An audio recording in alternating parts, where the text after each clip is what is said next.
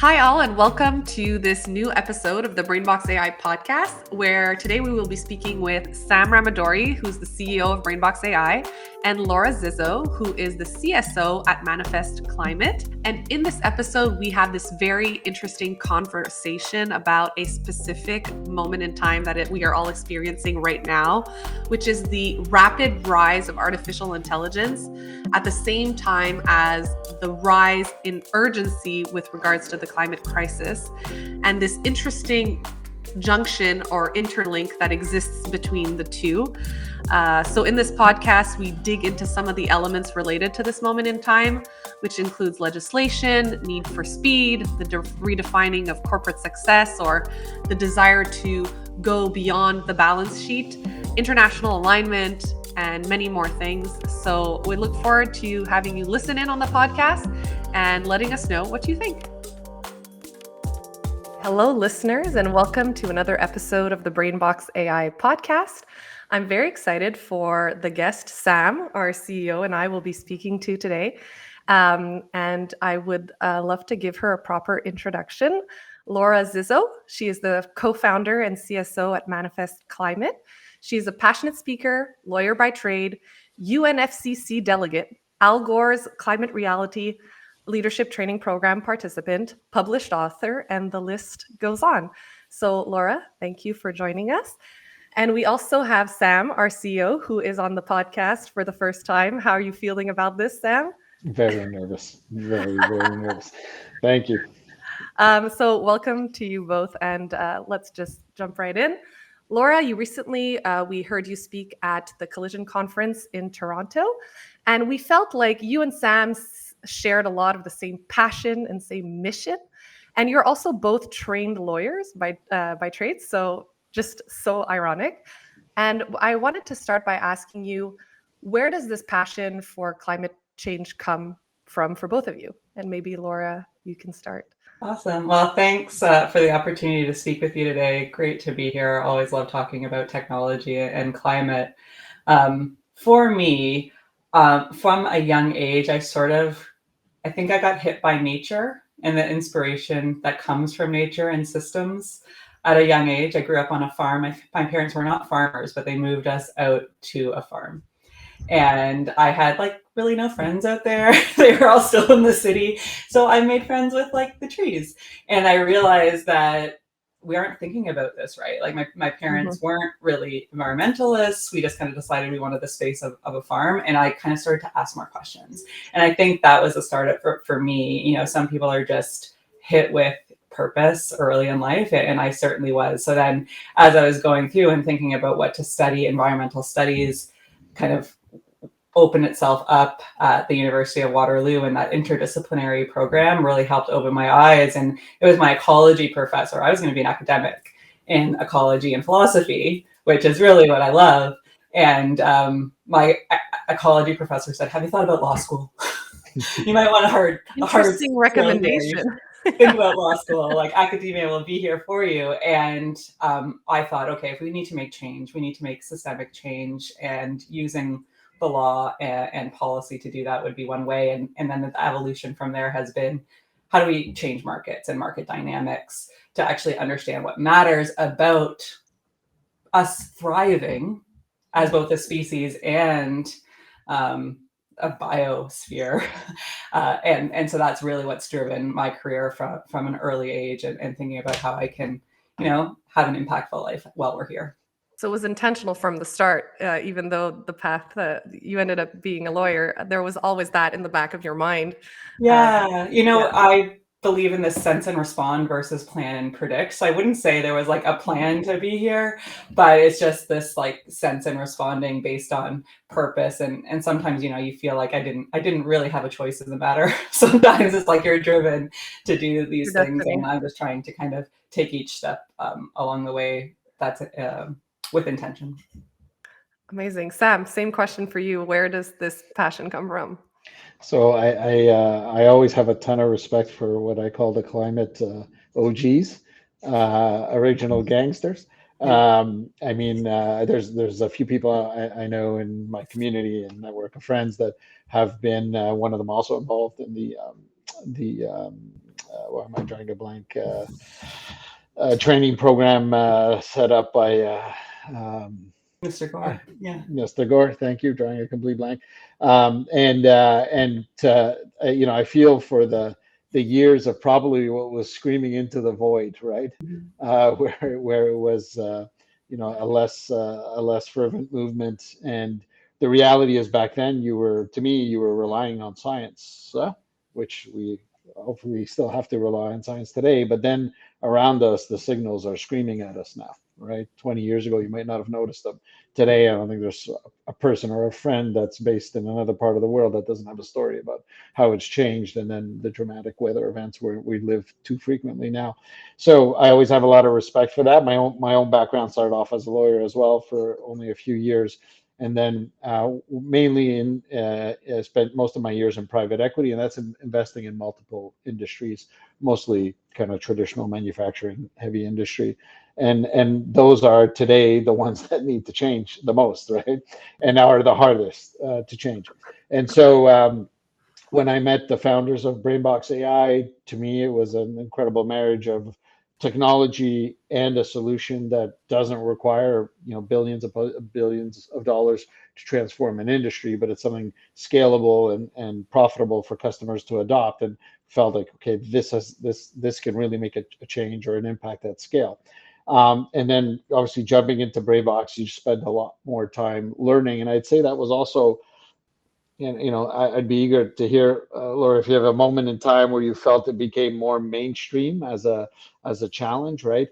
And so I felt I joined BrainBox 5 years ago, and I was on a moment in time where the discussion was really being elevated, and the impacts were being felt by everybody. So obviously you're soaking all that in. So I'd say I'm a later in life member of the team, and it's important to me, like I said, a ton of respect for the people that just spent years pushing the agenda and getting the facts out there. I felt I came when the wave was there, but then I'm like, wow, I came when the situation was just getting more and more dire, I found, right? And so I find myself in a position where I'm like, okay, I want other people to come along. Doesn't matter if you're late to the party, join the party. And fortunately, in the network of friends and people I went to school with, at least they were seeing it too, amongst, I don't know, accountants or other lawyers or that network that are not scientists. They don't spend a lot of time in the university arena around research and whatnot, but I felt like they were seeing it and noticing it live. And so I felt encouraged that it was a way to join this movement and cause that wave to keep going, even though we are late to the party.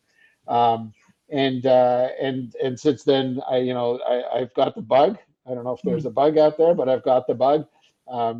Doing technology around climate is not easy. There are far easier ways to grow companies than working on climate technologies. You know that full well.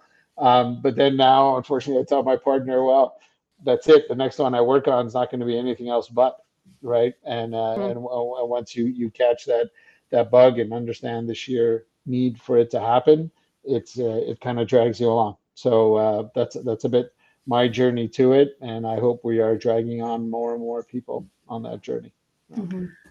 Yeah, and that fits perfectly with our next question, which is about speed, right? So Sam, you mentioned maybe a little later to the game. Laura, you've been at it for quite a while.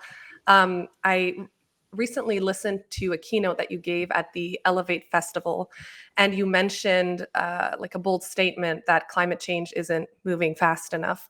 And it's something that Sam says constantly to us at BrainBox. The fight against climate change is not moving fast enough.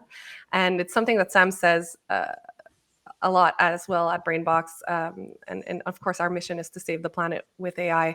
Could you contextualize that notion for us a bit more? Like, how do you evaluate that speed? What would you think would be an appropriate speed, and how can we do better with that? Yeah. First, yes, I used to say we were on a sinking ship and no one's out on the deck, right? And Sam, that idea of I'm yelling, where are you all? And finally, you're starting to pull them up. And it's a lot of work to pull them up still, but we can still do that. And there's more people coming to the service to be like, let's look for what's on the horizon and see it. And that's part of the reason we chose the name Manifest Climate for Manifest. It's actually about what's coming into port. You know, there was a leap in human civilization when we could use a shipping manifest to see what was coming. And I think the answer to your question is really about our short-termism in our decision-making. It's a weird sort of like circular argument in a way, because you're saying we have to think longer term to move faster. Because if you actually think longer term, you aren't going to actually make these decisions. They don't make sense. They're illogical. But our short-term decision-making, our focus on quarterly profits, you know, Sam, as you know, in venture capital, like I used to kind of say, runway, what runway are we talking about? Because if we actually talk in ecological terms, we are running out. And we're thinking about it backwards. So how do we use those same concepts from, you know, the way that we make decisions in the economic sphere and put an ecological time frame on it? And like, you know, I often push my team to say, like, we're not saving the planet.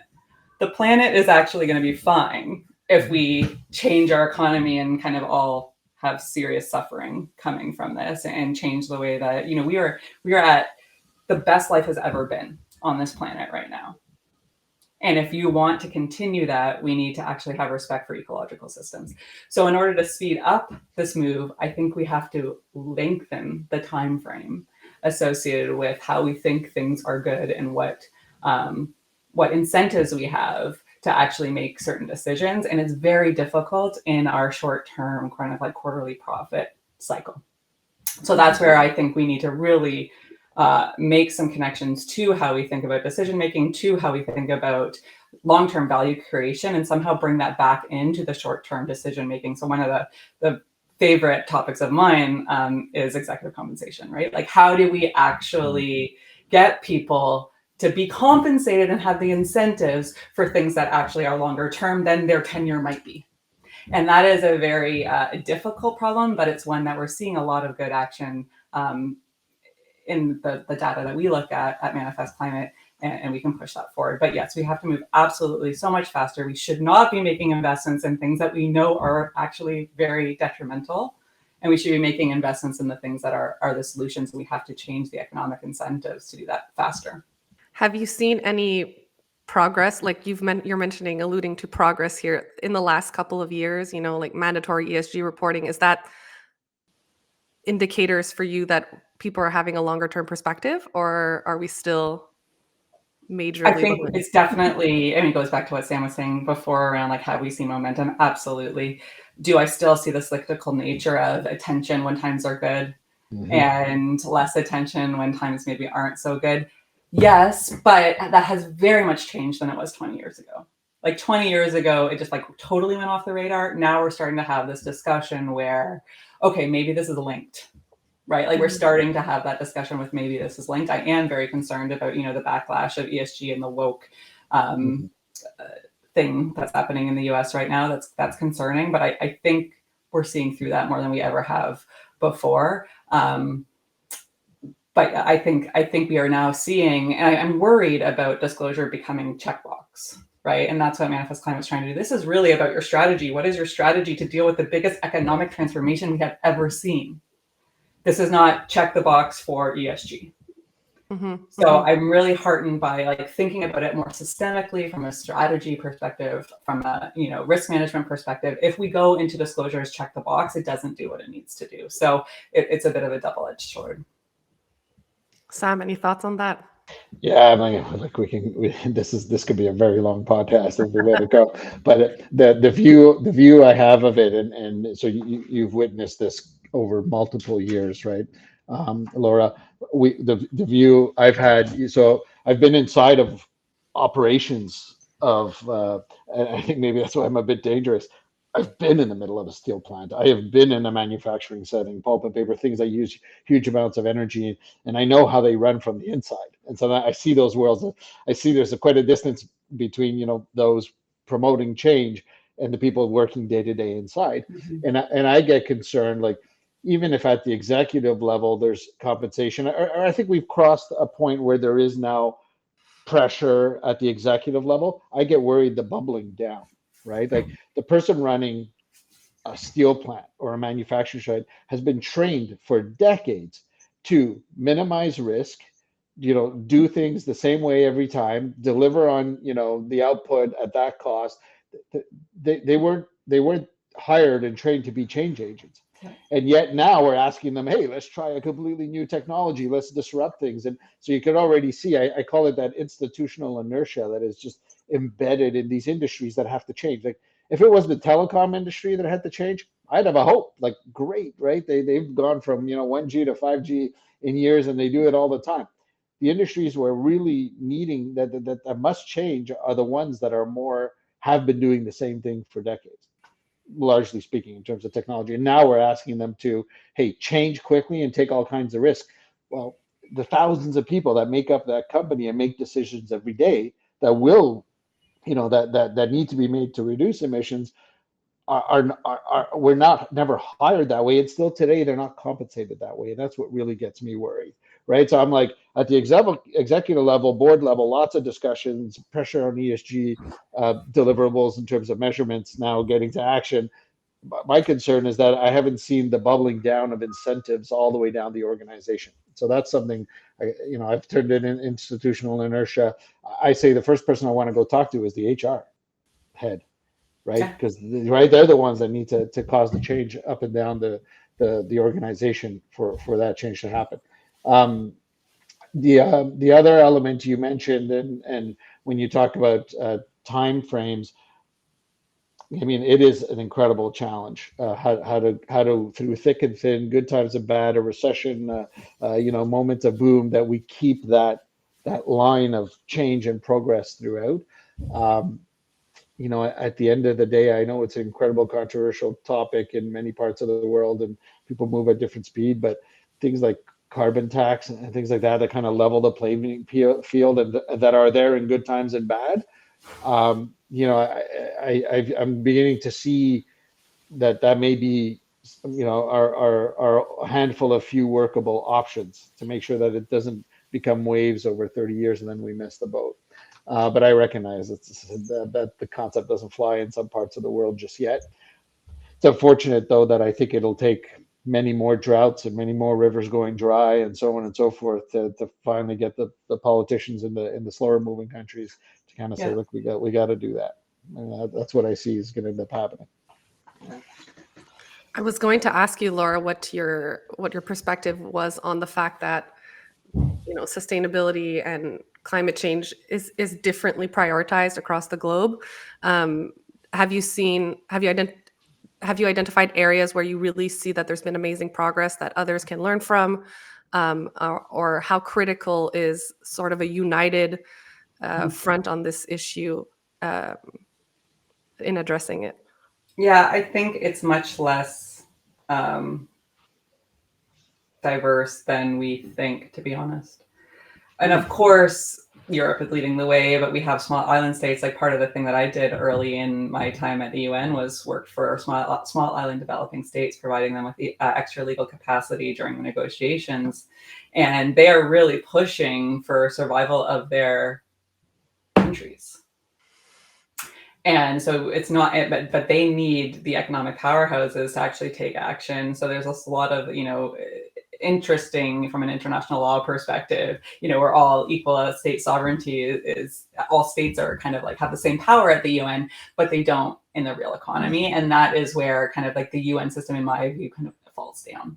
So that's a challenging aspect. But we're seeing, Europe obviously continues to lead the way from a cultural perspective, from a sustainability perspective. But there's a lot of action in other areas of the world. Like I think that the headwinds and tailwinds are there, that even in the more resource intensive countries, like they realize this is not going to go on forever. And even if the rhetoric that we're seeing out there might be pushing it, and we're hearing drill baby drill still from some of the politicians in the US, I think that is now petering out. I think the power players in the economy in these countries know. I do. And I think that like they may be trying to continue to push that rhetoric and continue to squeeze what we can out, but we know we're in this transition. We are in a very rapid transition, and you're seeing even like in China and Asia, the economics of green energy, sustainable energy being better. So I think we have to make it an economic argument, not the right thing to do. The right thing to do has to align with the economy and economic issues, which is where Sam's point about government's role in making sure we level a playing field from an economic perspective. Like, absolutely, we need a carbon price. Like we need a carbon price across the board, but we also need governments to help make markets. And they do that. We made it all up. Like, to think that we're doing this in a new way because of climate change is just wrong. That's how we do it, right? Like, we create this stuff. This is all made up. So we need to now start to make it up in a way that is actually more sustainable and put those right like levers in place. Like the World Trade Organization had said back 15 years ago, tell us what we should do and the trade laws will adapt, right? These trade laws are not put down by God and like they're the way it is. So I think that it's just really about waking ourselves up to what we actually want, and I don't think there's this too much tension when we actually talk about the truth of it all. We just have to figure out how to build a system so that we can level the playing field and all have, good quality of life going forward. And I think we haven't, because of, we don't properly price, and we have economic sort of incentives and assumptions in the way that we make decisions that are no longer correct. I think if we get to a place where we change the assumptions that go into the system based on science, it will be a lot easier, but that takes time. So that is sort of a long-winded answer to that question of, I think we actually all at the end of the day are on the same team here. And this idea of, there's a lot of different views. I think at the end of the day, we all actually have a lot of common ground. Yeah, like the days of being a climate denier are it's a hard one to maintain nowadays. So I agree with you. It's like the ones that were kind of taking that stance to promote an economic benefit, continuation of the economic benefits they're getting out of the current system. Okay, yeah, that happens, but it's getting hard to stand up and say, no, it's not happening. I mean, that we're seeing kind of go away, which is great news. But I love the way you put the comment, the comment that all of a sudden it's like this impossibility to create a system that prices things accordingly. I'm like, the very money we use every day that we don't even think about. There's a reason why they call it fiat money. Completely made up, right? Completely made up. Only works because everyone has faith in it, and all the systems around it are there. We've done it a million times before. We can do it. We can do it again. I totally I like the way you said that, and totally agree with it. I would. I'd also comment that. The last year, so there was a World Economic Forum event in China just a few weeks ago. I had not been to China for years before that, and then showing up, and then you're walking the streets, and you're like, holy cow, 1 in 5 cars or more are electric, and I don't even recognize half the brands out there, right? And they're going at it now. They're you see battery technology coming out. I just saw a recent article that they think they can even get one on a plane that'll go 2,000-3,000 kilometers. Well, there's most of your you're within continent flights right there, right? That's the vast majority of them. And so we're now suffering the slowness to move, and it's becoming very real. Oh, now we're worried about China being an economic power on this side of things. Well, it would have been nice to have been leading those industries, but it's becoming very clear and very clear to everybody that it's not just that, like you say, there's real economic benefits to doing this. It's the industries of the future. Do we want to be there last, or do we want to be there first? I mean, it's kind of great and encouraging to see these kind of arguments and debates and people putting tariffs on electric vehicles coming out of China. It's good. I'm glad we're having that debate. Now we're realizing that we actually want to be at the front of it, not on the back end of it. So that's super positive to see, even though it's a maybe difficult moments for our economies to live. We have, you're in Ontario, massive car industry. It ain't going to be pretty, right? If we keep being behind, it ain't going to be pretty from a jobs perspective. So anyways, overall, I'm encouraged by the trend as well. But then at the same time, every so often you see a scientific stat, and you're like, oof, we might be 2 years too late on that one, and then we don't know the repercussions of what that's going to cause, the famous tipping points and all that. So it's we live in that world where it's like up and down every day, for sure. Get back to reality. Mm-hmm. For the next set of questions, I'd like to move towards how each of the organizations that you're leading are kind of contributing to the concepts and the notions that we've talked about. Maybe Sam, I'll ask you first. BrainBox AI, obviously, we're bringing autonomous AI and generative AI to buildings to decrease their emissions footprint, carbon footprint. How do you think a company and a technology like ours is helping to change the perspective when it comes to corporate success, like we talked about, or like how people are prioritizing things in business? How can we make an impact with what we're doing in that sense? Yeah, I mean, look, Reb, you were at BrainBox before I was at BrainBox, so you I know was. this better than I do. But from the beginning, it was always scale and impact from the beginning. If we're developing something that can't scale, cute little project in a lab ain't gonna make a difference. So that's very much so deep into our DNA. I mean, you have no idea. And so we constantly view the world in that lens and everything we work on. So the benefit of AI is exactly that. It's scalability, right? It's a form of intelligence using computers, et cetera, that can make change on a grand scale. Of course, now years later, we're now seeing the data center impact on the other side of it from generative AI. But I mean, we use it in a way that's far more economical than trying to make an image come out of generative AI, which uses a huge amount of computational power. But we always had that it can be done. Change can happen in a way that you're not always blowing your brains out on massive CapEx projects. Those still need to happen, right? Those absolutely still need to happen. But let's be as efficient as possible. If we can make change happen in an industry in a way that's super high ROI, doesn't require $1 trillion of CapEx to make it happen, or investment to make it happen, et cetera. Let's show the way, because the reality is all these are going to have to move forward at the same time.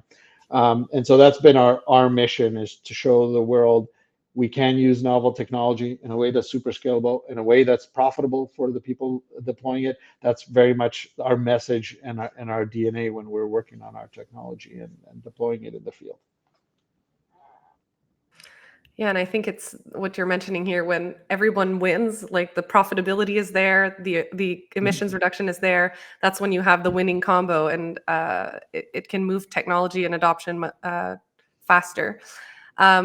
Perhaps Laura, with Manifest Climate, I know you're doing a lot to move the needle.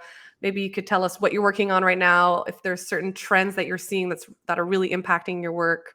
Would love to learn more. Yeah, at Manifest Climate, we are scaling climate expertise through AI. So we're a climate intelligence platform that's actually using the power of AI to take, we say my brain, but it's really the team at Manifest Climate. It is a team of lawyers, consultants, accountants, engineers that have been thinking deeply about climate and connecting the dots on climate, and understand how to evaluate a company's approach, and taking that evaluation of approach and teaching computers to do it for us.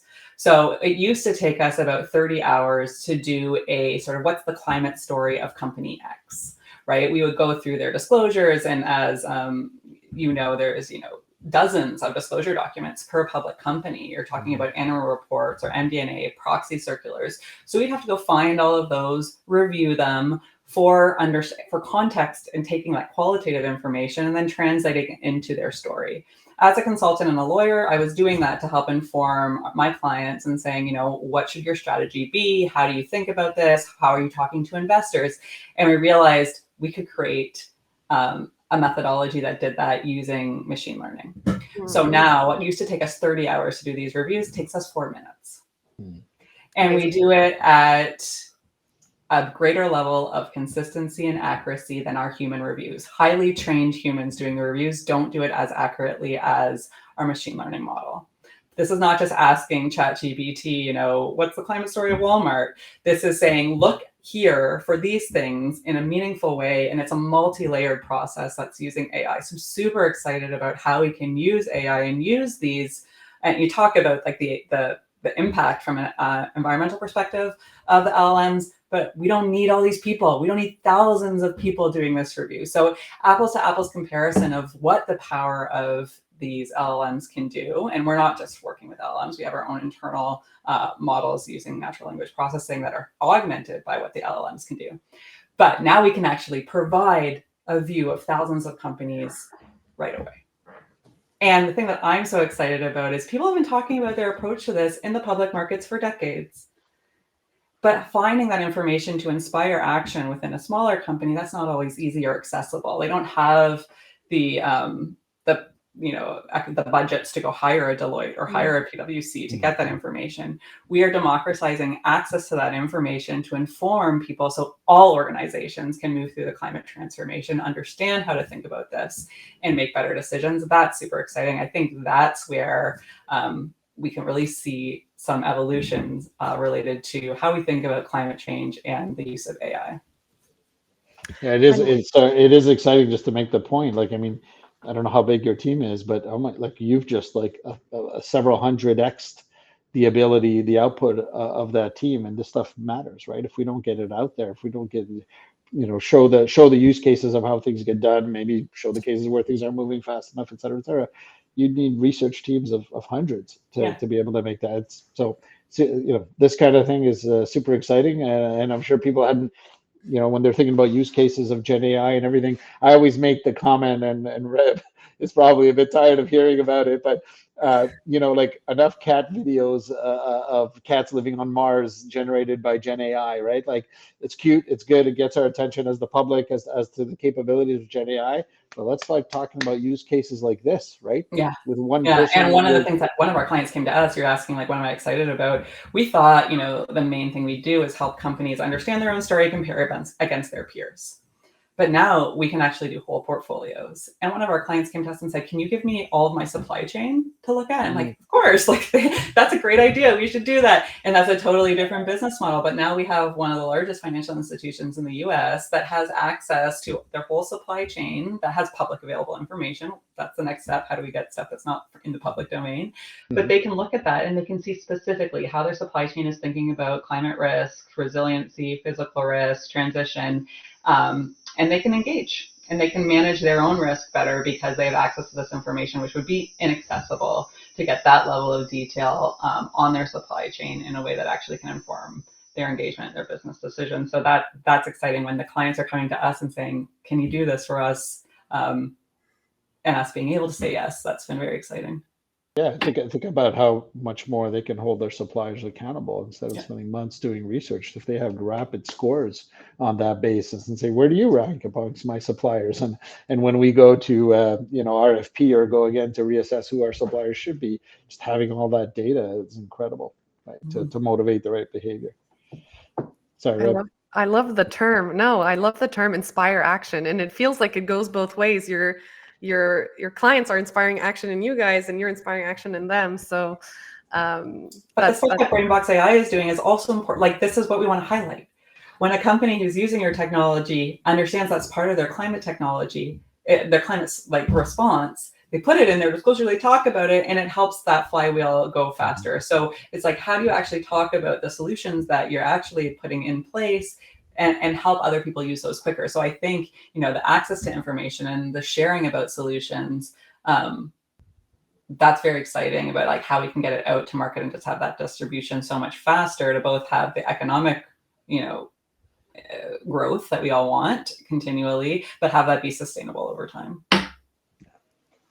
And it feels like in both of your cases, the reason why there's success for both organizations is that there's been the rise of AI that has been happening at the same time as the rise in the urgency of the climate crisis. And we're at like this perfect junction, this perfect moment where the technology is advanced enough that it can have an impact. And the seriousness of the situation is bringing people to invest and focus on that issue. How do you see that junction moving forward in time? Will AI continue to be a crucial player in the fight against climate change? Any perspectives on this from either of you? Want to go first, Sam? Sure. I mean, look, we're getting to the point where the concrete examples. I mean, look, you got two on the podcast today, very concrete solutions, very concrete outcomes. I mean, this is the thing we're noticing. We've been doing autonomous AI for years now, but now working with generative AI to have a real use case that creates real value and has a real impact in terms of making buildings more efficient. I mean, the challenge we're seeing with this novel technology in front of us is that we see a lot of wheels spinning in terms of use cases and something that scales and those typical challenges when you have a novel technology like this. So for us, it's doubly important to show that the impacts are real. Like the thing with generative AI is that we all touched it for the first time, like almost on the same day, right? That famous November or December day, whichever it was, November day, I think. We all touched it at the same time, and then we all went like, "Oh man, look at this thing! You could do this and that." And we talk about it. We had been working on autonomous AI. No one really touches that. It's what makes the self-driving car work. You don't touch that technology, right? It happens in the background. You might have. I've had a chance to go in a few rides on a self-driving car. It's great. You can experience it that way, but you don't touch the technology itself. Generative AI, everyone's touching it. But then we've entered this period where there's a lot of like, okay, yeah, I get it. Yeah, it could do this, it could do that. We are in desperate need of like, it's been deployed this way, and this is the outcome. Very real. Here you go. Here's the data. You measure it.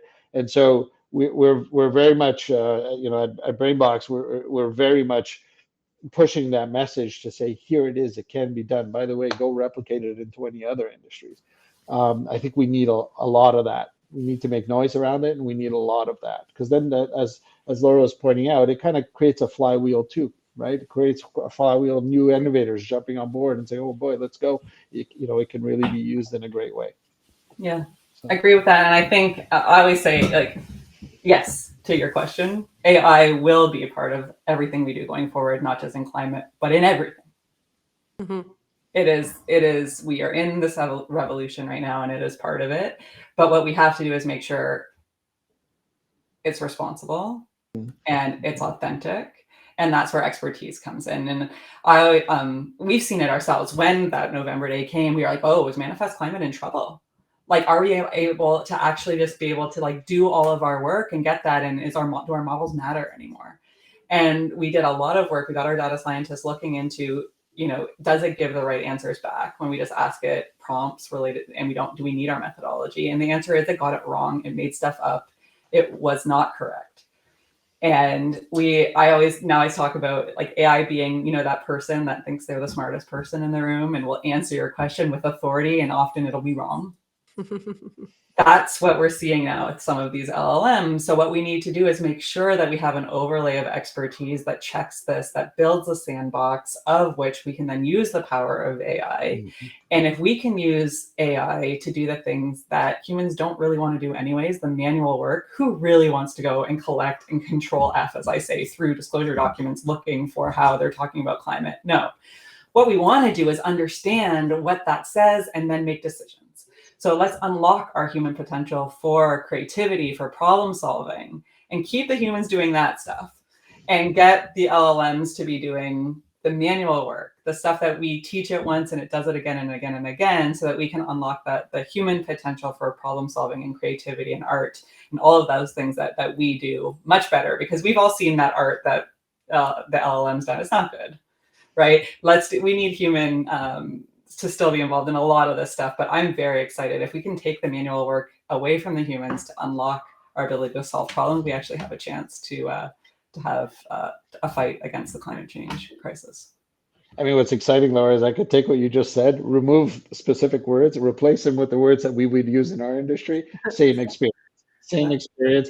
And we were just talking about it this morning. Like in our industry, I mean, when you're managing a building, the data is either not available, so you have some of it, you don't know the energy consumption, you don't know how much the energy costs, what's that piece of equipment, we stopped keeping a good register years ago, how do you fix it?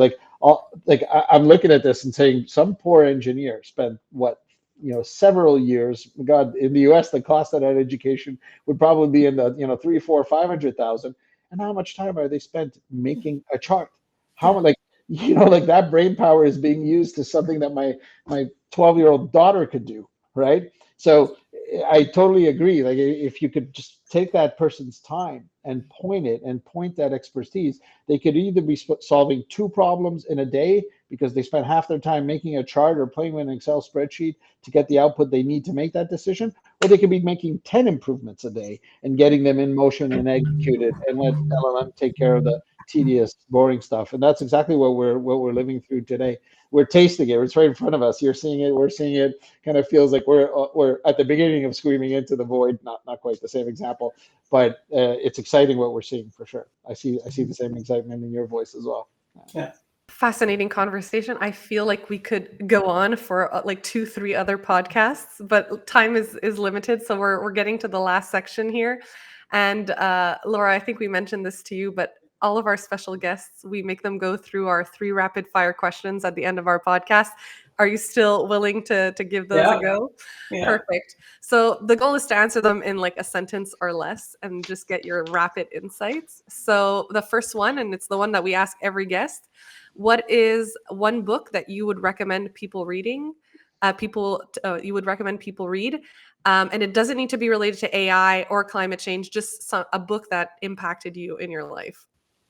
I read a lot, but the one that's top of mind right now, which is interesting, is the fictional book "The Sympathizer" by Viet Thanh Nguyen, and it's about a double agent at the time of the Vietnam War. And I'm like, geez, are those of us trying to make change right now sort of double agents, right? Are we trying to actually use the power of the capitalist markets to actually kind of change the way that they operate? And so that was an interesting one. I love to read fiction, and that one that I really enjoyed, so I recommend that. But I would also say The 4 Agreements is one book that I keep coming back to time and time again, because as someone who's trying to work in this space, you need to continue to ground yourself, and those agreements of like not taking things personally and always trying your best is something that I come back to time and time again. I'd never heard of The 4 Agreements. I'm going to check that out. It's short and it's a great read. Okay, perfect for the summer. Okay, question number 2. What is one thing you would urge people to inform themselves about with regards to the climate crisis? General population. I think we need to understand there's 2 crises happening at the same time, which is the need to urgently transition our economy to net zero. And even if we do that as fast as humanly possible, the world is changing. So the physical risks are there. So we need to be making better decisions, knowing that the way that we think things were is just not the way it's going to be. So no matter what, the physical risks of climate change are here, and we need to think about that in every decision we make about how we're investing, where we live, all of that. And hopefully when we understand how serious that is, the cost of the economic transition that's needed don't seem that bad.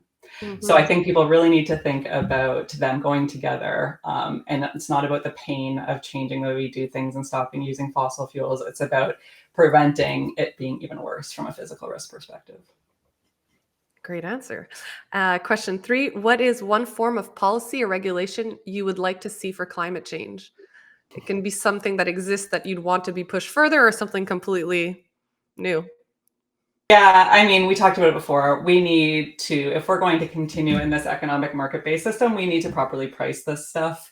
So I think we need to have strong price incentives for reducing our emissions. We need markets around carbon credits, carbon offsets. We need that to be strong. They're not going to just become as strong as they need to be from a voluntary perspective. So carbon pricing and carbon markets are going to be an integral part of our solution. But that will actually happen no matter what, because the investors and the market economy will be driving that. We need regulation to move faster, though. Mm-hmm. Thank you so much. Thank you for the answers. Thank you for participating in the rapid fire. And this wraps up the episode. Thank you both for your answers and your insights. Again, I think we could have another part 2, part 3, and push this conversation even further. And I think I would like to thank you on behalf of everyone for all the efforts that you are both doing in the fight against climate change. It's a hard and important cause. So thank you both. Thank you. Thank you.